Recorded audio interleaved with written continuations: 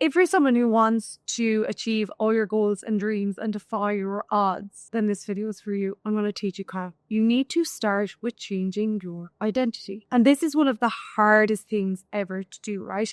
Because our brains are wired for survival, not success. Let's say you are someone who grew up in a house where you didn't have a lot of money. Your brain believes that money is really hard to come by. It is something that is scarce and you have to work really, really, really hard to earn money. And even on that, you still don't feel safe because it's never enough. No matter how many hours you work, you will always not have enough money and you will always be struggling for money or to have it and keep it. So that's what you believe. What if I told you that that's actually not true? There is enough to go around for everyone. The universe is so abundant. God sourced the universe. It is so abundant and there's enough to go around for everyone. But the reason why certain people find it really hard to make money or to achieve their goals or dreams, even if it's not about money, is because they keep identifying as the person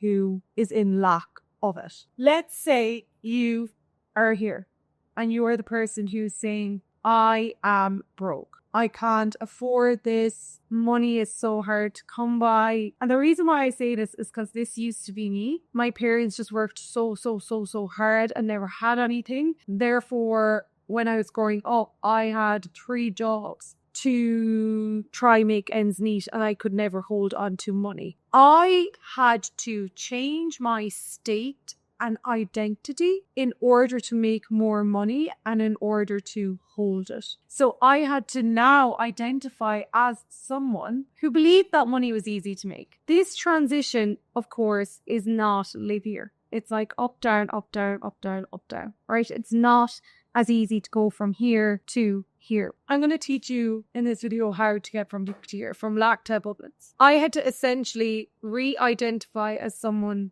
who found money easy to make. And I had to gain evidence to show that. But I had to get out of this lack frequency because like attracts like, lack attracts lack. I know what you might be thinking. It's just not as easy as that. It's not, because our brains are wired for survival, not success. So this part of you doesn't feel safe. Even though you want to be in this identity, that part of you does not feel safe because this is what you grew up believing. And so what you grew up believing and all the beliefs you have about the world and yourself are what feel safe. But that's not serving you anymore. It's not actually serving you. Whereas if you try to move into anything different or into any other identity, your brain is going to be like,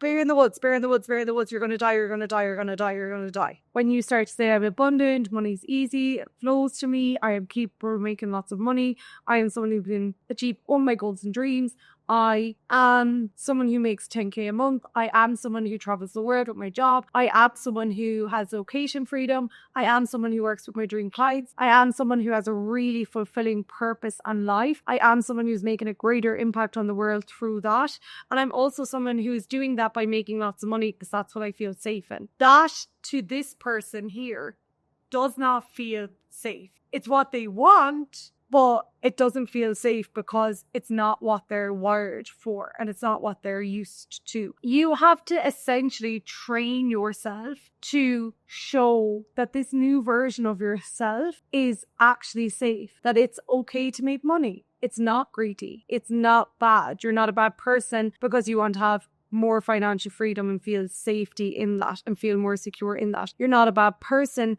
for wanting to go after goals and dreams that are the typical jobs. You're not a bad person because you want to be an actress or a singer or a podcaster. It is a successful thing to do if that's what you really, really want. When we're born out of the womb, we don't get a choice in the beliefs that are put onto us, right? So, for example, We all believed in Santa and the Tooth Fairy. If we were privileged enough to grow up in a household like that, we all believed in Santa and the Tooth Fairy. And then we figure out at like 13 that it's not true. So what I want you to ask yourself is, what stories are you telling yourself that are not serving you anymore? I'm not good enough. I don't believe in myself. I can't be someone who does that. I'm just not that type of person. I am not someone who can have a lot of money because I'm just not that type of person.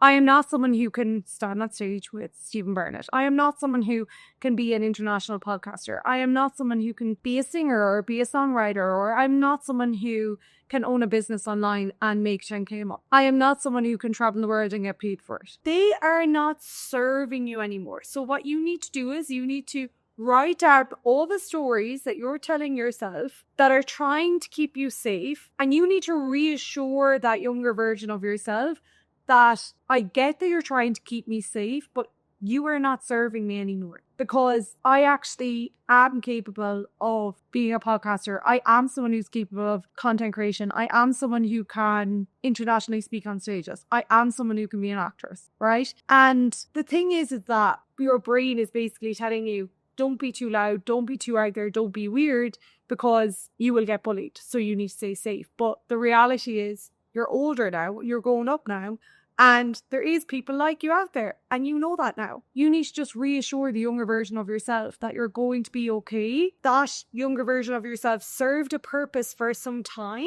Now they're trying to keep you safe, but it's not actually serving you anymore because it's holding you back. An exercise to do. Write down all the stories and limiting beliefs that you are telling yourself, and write them down around the stick man here. And then what I want you to do is write down the highest version of yourself, what they believe in, how they see themselves, how they perceive themselves, what actions they take, what do they do.